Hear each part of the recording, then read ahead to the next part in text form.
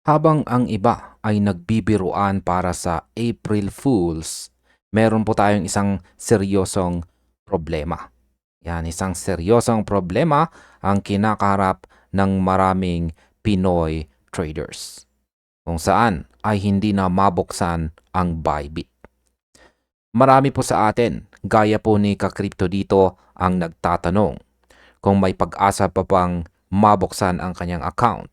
Kasi dito po niya linagay ang kanyang long-term holdings. Nandito ang kanyang pinaghirapan. Kaya wag muna po tayo magpanik. Ang nararanasan po natin ngayon hindi po dahil nawala ang ating pera o nag-exit scam itong si Bybit.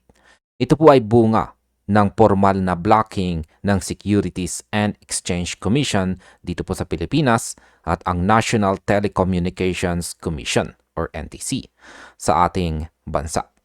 Ayan, pinutol na po ng mga local ISPs gaya po ng PLDT, Globe at Converge ang bridge patungo kay Bybit.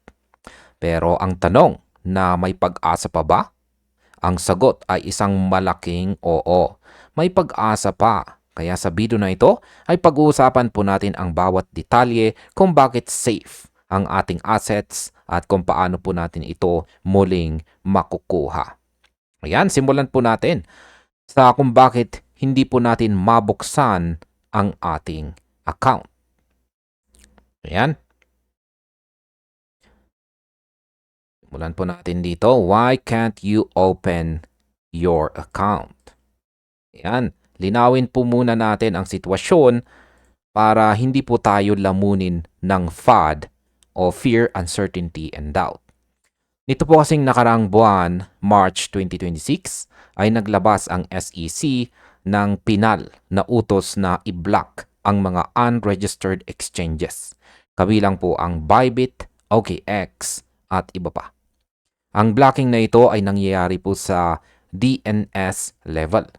Isipin po ninyo, ang internet dito sa Pilipinas ay parang isang kalsada.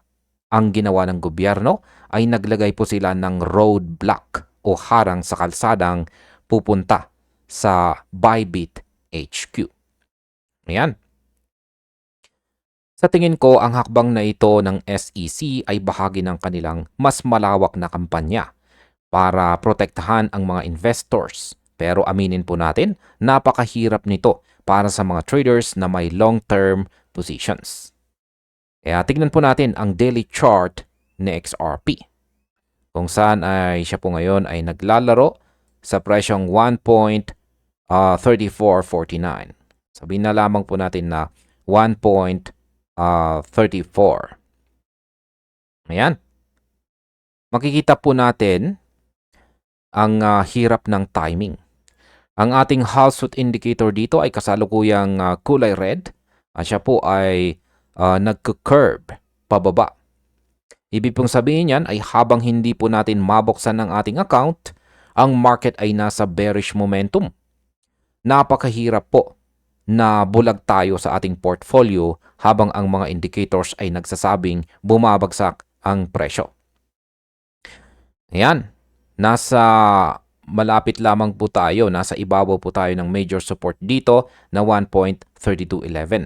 At ito po ang nagpapatindi sa kaba ni Kakripto dito. Isipin po natin, nasa danger zone po ang presyo ni XRP. Tapos, hindi mo pa ma-manage ang trade mo. Pero heto po ang technical truth. Ang account po natin ay hindi po nakatira dito sa Pilipinas. Ang ating crypto ay nasa global servers ng Bybit.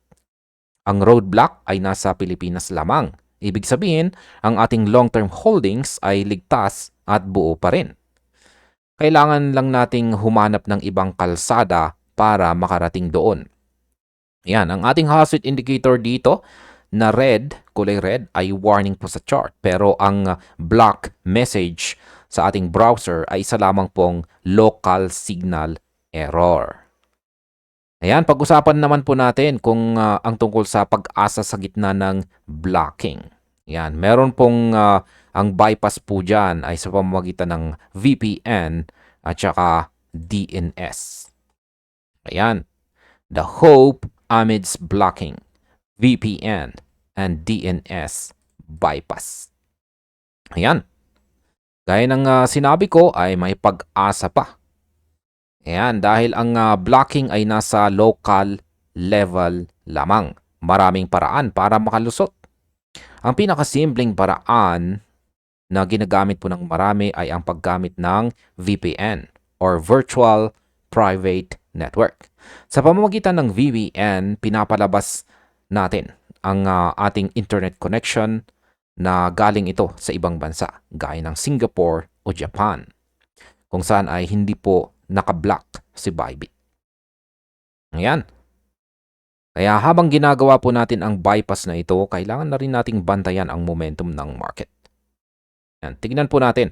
Kung titignan po natin ang ating QQE mod indicator dito sa ibaba ng ating chart. Ayan, ayusin lang natin. At ayan. Kung pagmamasdan po natin ang ating QQE mod indicator, ay mayroon na po tayong 5 magkakasunod na mga red bars na lumalaki ang kanilang sukat. Pero yung last 2 QQE bars natin ay lumiliit na ang sukat. Kaya ibig sabihin habang abala po tayo sa pag-ayos ng access sa ating Bybit, ang selling pressure, yan, may selling pressure po. Ayan na lumabas at mukhang ito ay lumalakas. Yan. Pero nitong mga nakalipas na araw ay nagpakita po ito ng bahagyang paghina. Ang opinion ko po rito ay simple lamang. Gamitin po natin ang emergency access na ito. Ayan, ang VPN or DNS para mag-panic sell. Kundi para i-secure ang ating peace of mind. Ayan. Kapag nagamit po natin ang VPN at nabuksan po natin ang ating account, makikita po natin ang ating mga holdings dito, kung saan ay kasama po si XRP. Pero ang malaking risk dito ay ang seguridad. Huwag pong gumamit ng free na VPN na hindi mo kilala dahil baka doon pa manakaw ang ating login details. Ang smart move dito ay ang paggamit po ng reputable VPN services o ang pag-change ng ating DNS settings sa Google DNS o Cloudflare DNS. Ang pag-asa ay laging nandoon basta alam mo ang technical loophole. Ang QQE mod na kulay red dito ay panandali ang momentum lamang sa chart. At ang blocking po ay panandali ang harang lang sa ating screen. Pag-usapan naman po natin ang long-term holdings, kung saan ay dapat na ba tayong mag-withdraw. Ayan. Long-term holdings, should you withdraw? Ito po ang dilemma ni ka-crypto. Kung minsan, kung mabubuksan ko na, dapat ko na bang ilabas ang lahat? Marami ang natatakot na baka tuluyang maban ang Bybit at hindi na makuha ang pera. Ang SEC ay nagbigay po ng grace period noong nakaraan. Pero dahil April 1 na, tapos na po ang panahong iyon para sa marami. Kaya ang masasabi ko po rito ay sa puntong ito, tignan po natin ang ating major resistance na nasa 1.5672. Yan, yung nandito po sa pinaka-itaas na horizontal green line. Ngayon ay bakit po ba ito mahalaga? Dahil kung ang goal po natin ay long term, kailangan po natin ng exit strategy na hindi po nakabase sa takot, kundi base sa price levels. Ang opinion ko para kay ka-crypto ay ganito. Kung ang iyong holdings ay talagang long term, years, not months, baka ito na ang tamang panahon para pag-isipan ang paglipat sa isang cold wallet o hardware wallet. At ang tanong ay bakit? Dahil kahit ma-block po ang lahat ng mga exchanges dito sa Pilipinas, kung ang crypto mo ay nasa sarili mong private keys, wala po silang magagawa.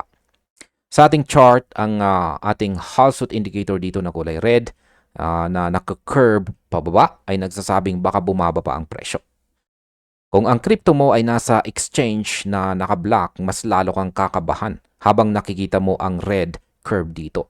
Pero kung nasa sarili mong wallet, kahit mag-DNS block pa sila ng 10 beses, hawak mo ang control.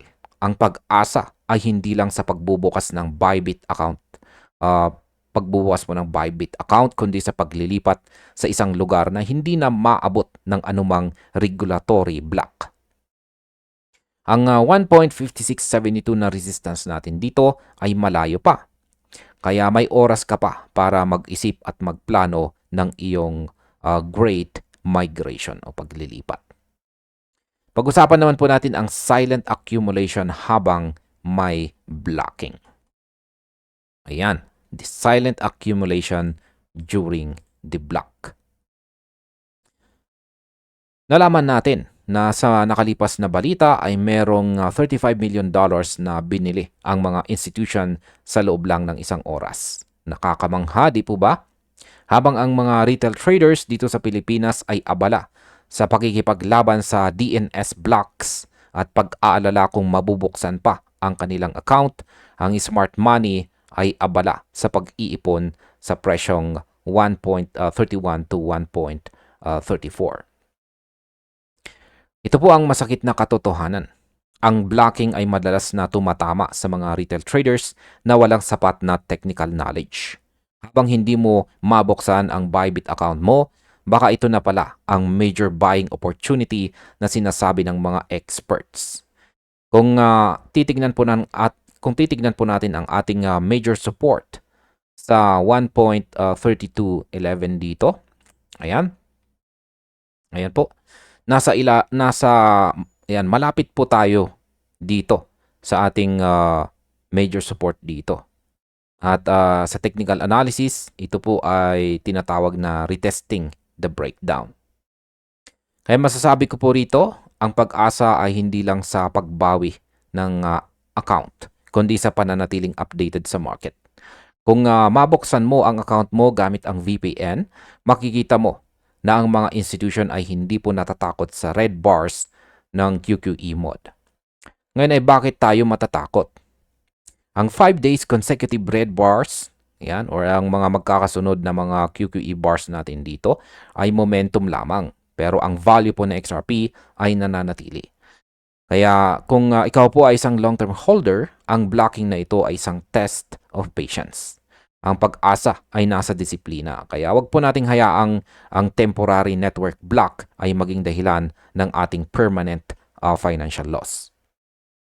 Ang 1.3211 support ay kailangan pong manatili at kapag nangyari po yan, kasabay po ng pagbabago ng kulay ng ating Hall Suite indicator dito mula red patungong kulay green, dito po natin malalaman na ang ating paghihintay ay nagbunga.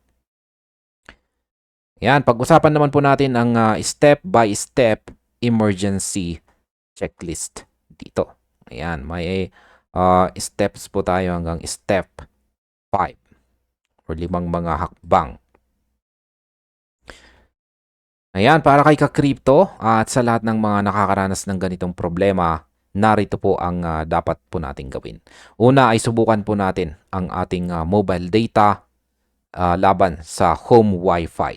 Minsan ang block ay hindi po sabay-sabay sa lahat ng network. Pangalawa, i-update po natin ang ating DNS settings sa ating router o device. Pangatlo, gumamit po ng trusted na paid VPN. Ayan. Ngayon sa bawat step na gagawin po natin ay isabay po natin ang pagtingin sa ating chart. Balikan po natin ang ating chart dito muli. Ang Hall Suite indicator natin dito ay kasalukuyang red at ito po ay nagsasabing be cautious o mag-ingat. Kaya ang opinion ko po ay habang nasa gitna tayo ng regulatory storm na ito dito sa Pilipinas, ang pinakamagandang oras para mag-aral, ito na po ang pinakamagandang oras para mag-aral ng self-custody. Ang pag-asa ay nasa ating kamay literally. Kung ang crypto mo ay na kay Bybit, ang pag-asa mo ay nakadepende sa VPN at sa SEC. Pero kung ang crypto mo ay nasa sarili mong wallet, ang pag-asa mo ay nakadepende na lang sa chart. Kaya yan, sa presyo po ngayon ni XRP na nasa 1.34. Ayan, marami po ang nanghihinayang na hindi sila makabili o makapag-trade dahil po sa block. Pero isipin po ninyo ito. Baka ito ang paraan ng universe para pigilan kayong mag-panic sell habang ang QQE mode ay nagpapakita ng magkakasunod na mga red bars. Minsan ang forced hodl dahil po sa blocking ay nagiging blessing in disguise. Yan, nagiging blessing in disguise kapag ang market ay biglang nag-reverse patungong 1.5672 na resistance natin dito. Kaya masasabi kong gamitin po natin ang access na makukuha natin para mag-secure, hindi para mag-exit ng wala sa oras. At ayan, bilang pagtatapos, ayan, para kay ka-crypto dito, ayan ay masasabi kong may pag-asa pa. Ang iyong account ay hindi nawala. Ito po ay pansamantala lang na itinago sa iyong paningin ng mga local service providers. Ang blockchain ay permissionless at saka borderless. Walang gobyerno ang makakapigil sa inyo na ma-access ang iyong assets kung alam ninyo ang tamang pinto na papasukan. Sa aspeto ng ating chart naman dito, ayan, manatiling kalmado. Ang household na red at nag-curve pababa ay temporary momentum lamang. Ang 1.3211 na support natin dito ang siyang ating focus. At ang 1.5672 na resistance ang ating mithiin. Ang 1.3211 support ay ang ating focus. At yan. At maging yung ating resistance. Kaya ang April 1, 2026, yan, ngayon pong araw na ito ay maaring araw ng maaring tayo ay namomroblema dahil sa blocking na yan. Pero ito rin ang araw kung saan ay mas magiging matalino po tayo at mas magiging technically equipped ang bawat isa sa atin. Kaya wag po tayong susuko, mag-aral at lagi po nating tandaan na dito sa mundo ng crypto, ang tunay na talo ay ang mga tumitigil sa pag-aaral. At ayun, hanggang dito na lamang po tayo sa video na ito mga ka-crypto. Marami pong salamat sa panonood.